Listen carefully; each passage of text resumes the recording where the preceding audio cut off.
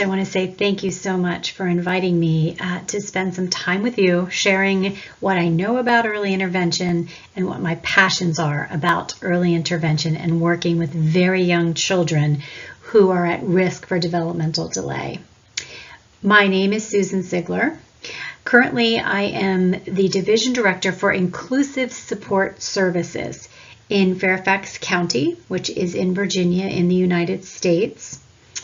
I'm also a speech-language pathologist by training, so I have a special interest in communication and feeding concerns for very young children.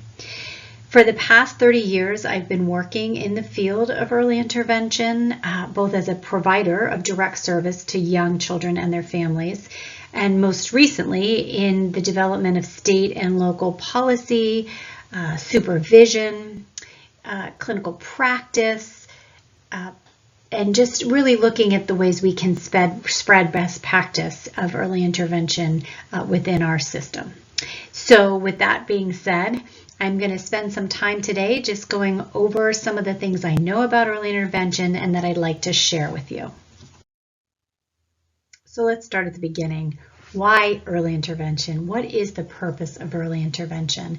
And we're just going to boil it down to, what is the main thing we're looking for when we start working with young children? We want to minimize the potential for lifelong delay.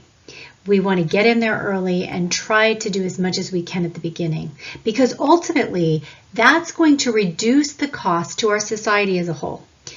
Our education system, being able to develop children who will be part of their community and contributing to the communities where they live. So ultimately, there is a reduction in cost to the society as a whole.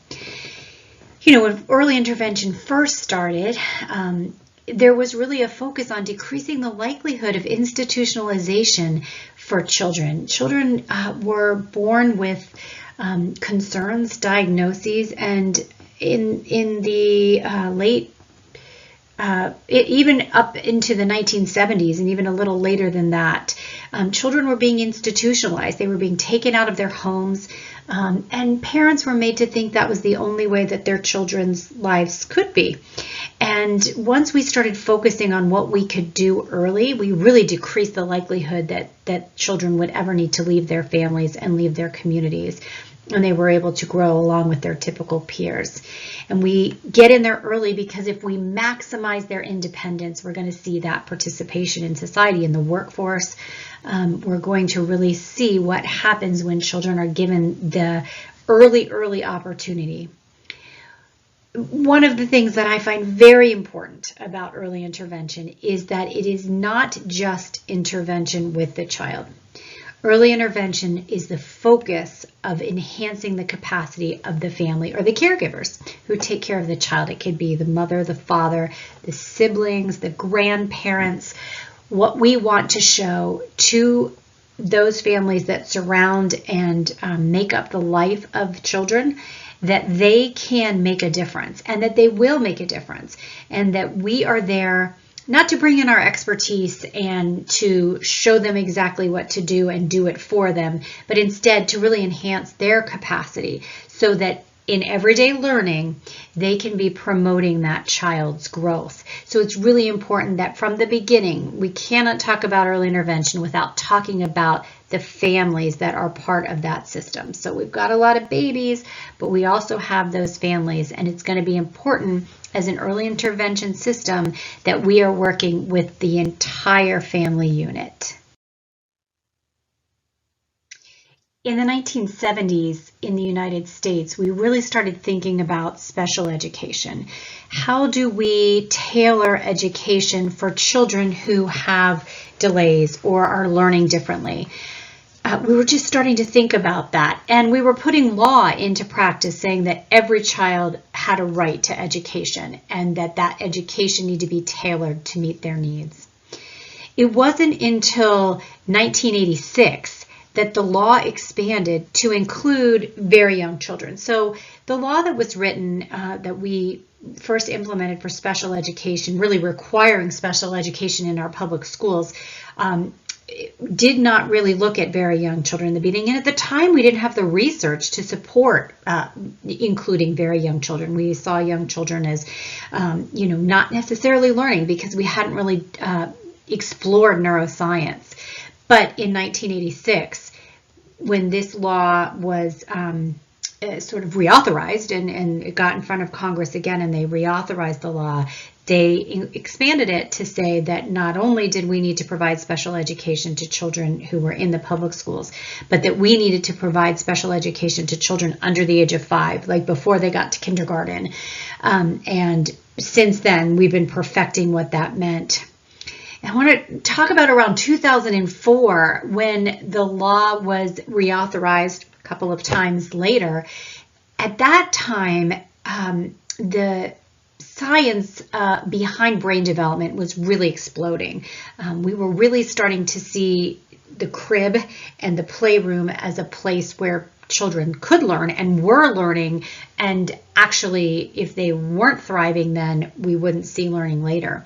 So the language in the law at that time actually began to directly address the significance of brain development in the birth to 3 age and what those early experiences meant. So that's when we really started to put funding, training, resources behind very young intervention with children to make sure that we were focusing on that just as much as we were special education in the public school system once children reached kindergarten or the age of 5.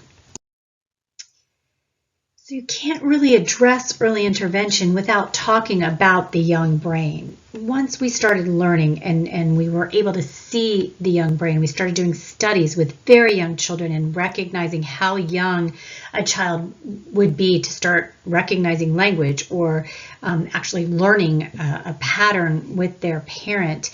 We knew that a lot was going on with the brain, and then the science caught up to what we were seeing.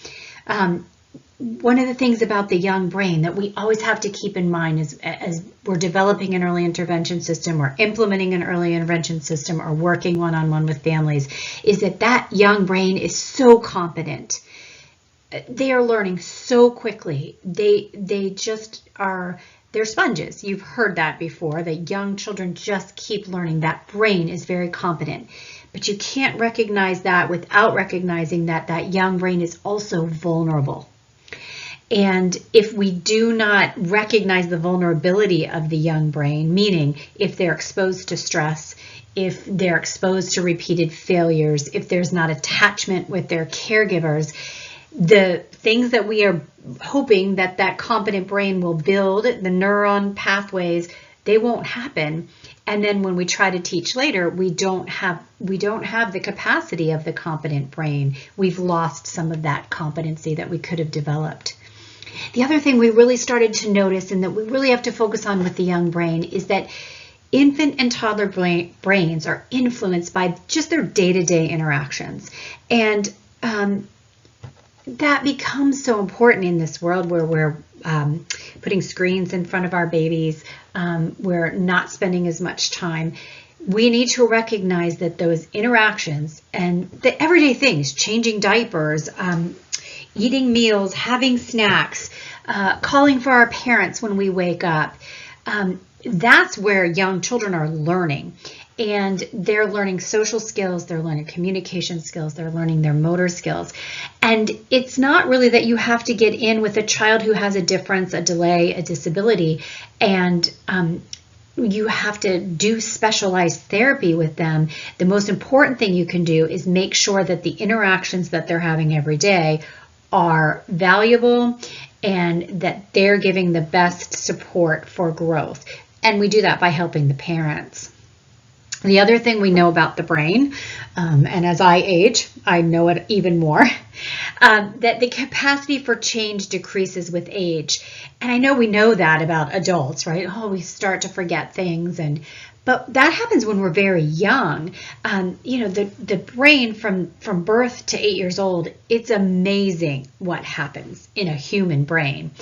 And if we don't get in there and maximize the time when the capacity for change is the greatest, we're playing catch up for the rest of the time. So think about if we don't start working with children who are at risk for lifelong delays until they're 3 years old or even until they're 5 years old, we've lost so much time that's valuable when that brain just has time to mold and change. And we know because of that if we start earlier, we're going to have much more favorable outcomes than if we try to remediate things later. So if I go in as a speech therapist and start helping a family learn what they can do for communication with a very young baby, and I set those interactions up from the beginning to be positive, that's going to be much more favorable than I come in at 7 years old and the child and the family have already learned habits and they've learned other ways to communicate, and I'm trying to, instead of teach it from the beginning, I'm trying to fix it and I'm trying to give them strategies to change what's happening. So we know that young brain is important. So what does practice for infants and toddlers with disabilities, delays, atypical development, or at risk, what does that look like in our current United States federal law and practice? The federal law dictates that each state has responsibility. So in the 50 states, they're responsible for setting up a system of early intervention, just like they're responsible for setting up a system, the rest of the system for special education. Each state is responsible for establishing how a child becomes eligible for early intervention. So what are we looking for that we say this child needs this federally funded program in order to thrive? We ensure that there's collaboration. So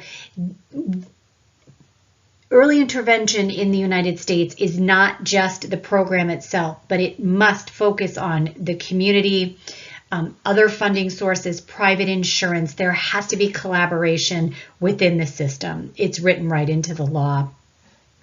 Each state needs to assure access to services. The interesting thing about that is that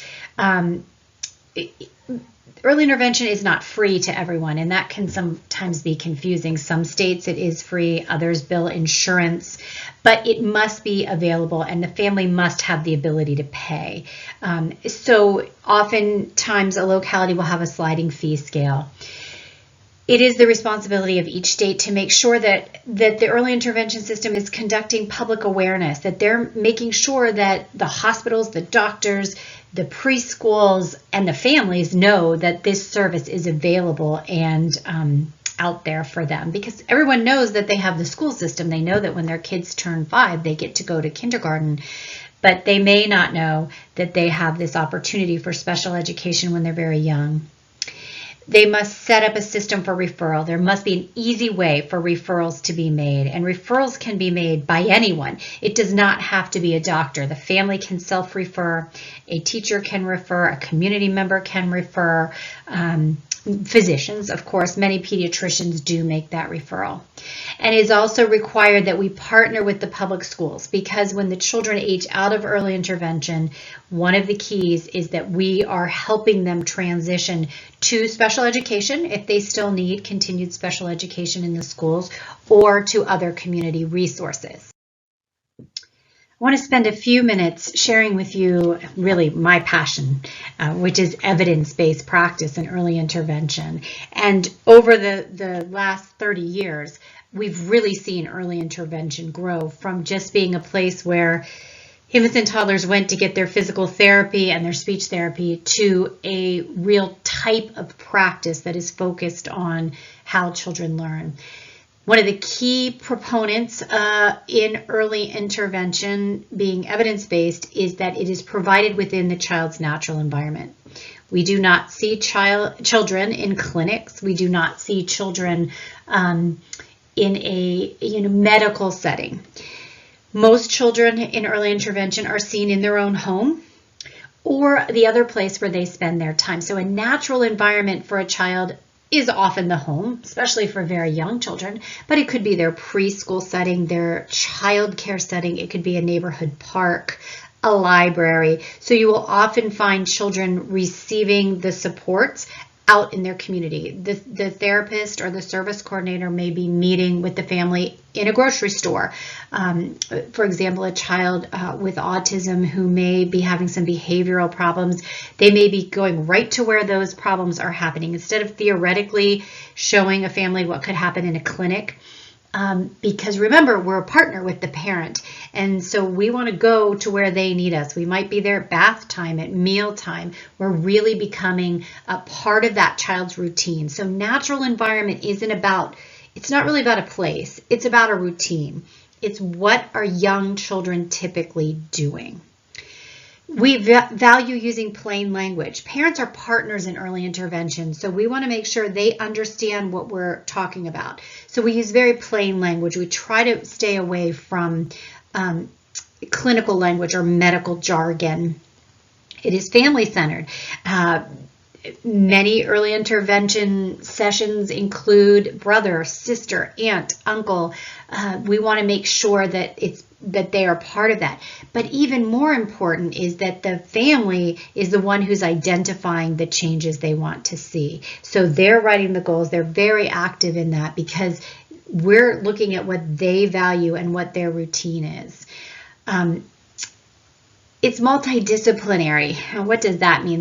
That sounds jargon right there. It means that it's not just one provider giving just speech support, right? We're looking at the child as a whole, and we're making sure that a variety of providers are part of that child's team. Service coordination is so important in early intervention because the service coordinator is the one who is ensuring that the family's rights are being honored and valued. They're making sure that the family's voice is being heard.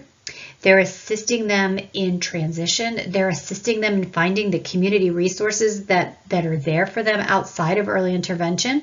And ultimately, they're the ones who are really going to facilitate their transition out of early intervention. We want to make sure that families know their rights. They have a right to confidentiality. They have a right to access. They have a right to be part of their children's plan. And we write individualized family service plans, meaning that the goals that we identify, the routines that we identify are part of the family's routine and goal. So for example, we would not just write a goal about how many words a child would use or how many feet a child would walk. We're going to put that into context. We're going to talk to families. You know, when a family comes to early intervention and they're worried about their child's speech, we're asking them questions. What would you like to hear them say? What's happening when they can't tell you what they want? What does that look like? How can we help you make that difference? So goals in early intervention are very much focused on what the family needs that child to be able to do or wants that child to be able to do. So for example, they'll be able to walk down the street when they take the sibling to school, right? Walk beside them. Or they'll be able to sit with the family and have dinner, or they'll be able to sleep through the night. We want to find those things that are important to that family. And then we want to put that as part of the plan, and we want to measure that. We want those measurable goals that the family knows when it's happened because they're seeing the change. Also, it's so important to have a goal that's important to the family because if the family believes in that goal, and it's something they want, they become part of that process. And like I mentioned earlier, it's very important for them to be part of the process because the change is going to happen in those little things that happen every day with the family. Not when I'm there, but what the family's doing when I'm not there. So let's use Virginia as our example. What does the actual process of early intervention look like? We've talked about sort of the theory behind early intervention, but let's talk about what it looks like. And we call it a service pathway. What is the pathway that the family moves through in early intervention? The very first step is referral. And like I mentioned earlier, it's important that we provide simple referral.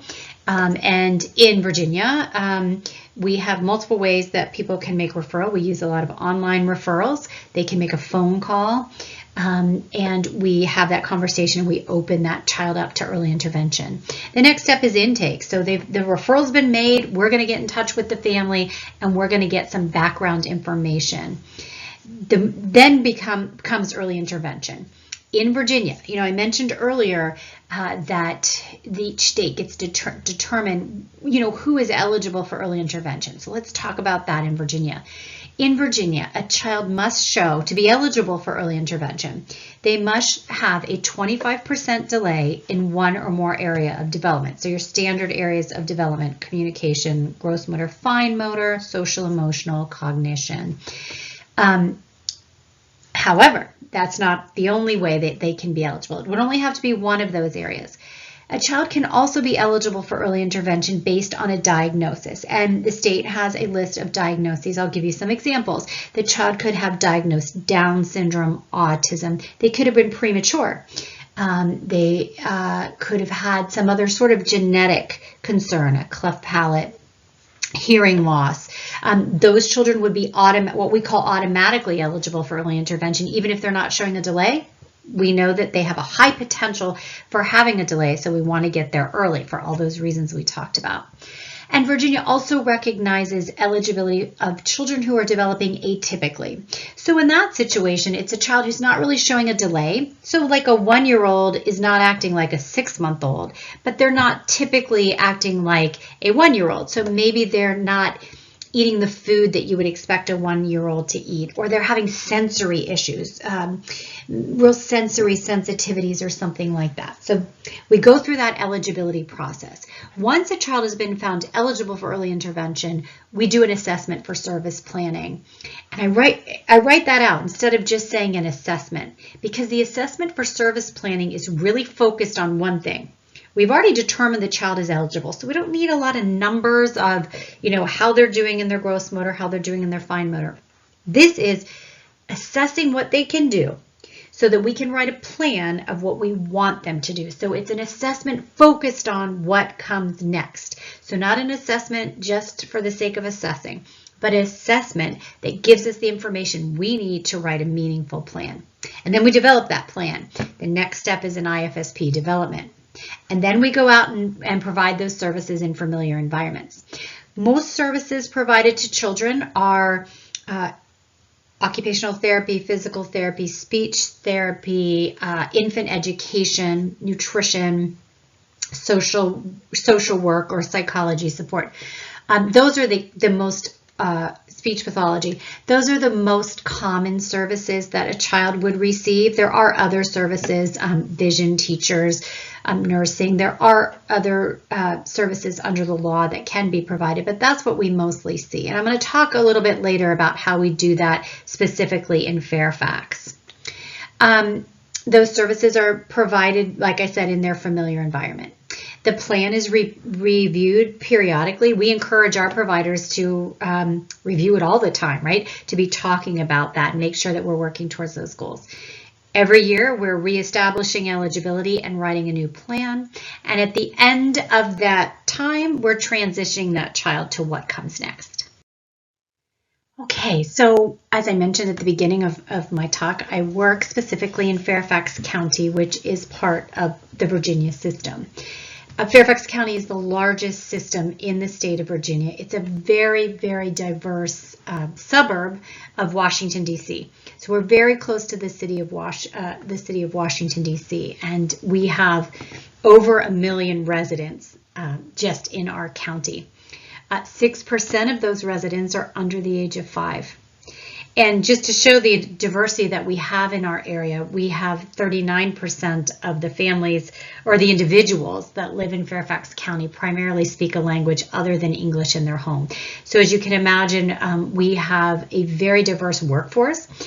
We have therapists who speak Farsi, Mandarin, Korean, Spanish, and other languages. And if we don't have a provider who speaks that language, we provide this service through an interpreter. Last year, we served 4,000 children just in our early intervention program, and we do that through a public-private partnership. We have employees who work for the local government, and we have 3 large for-profit companies that also provide services to children under the plans that we develop. So we have about 100 licensed therapists and 50 service coordinators.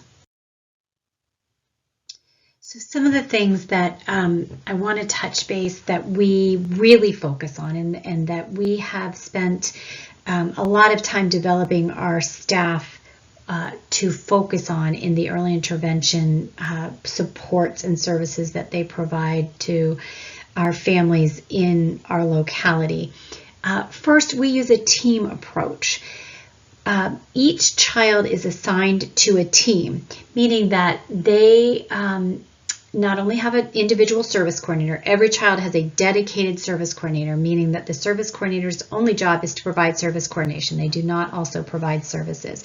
And that's protective to the family in case they're unhappy with the services they're getting. They have someone that they can talk to about that. But the team is there and they together, although they won't all see the child. So we use a team approach paired with a primary provider. And what is a primary provider?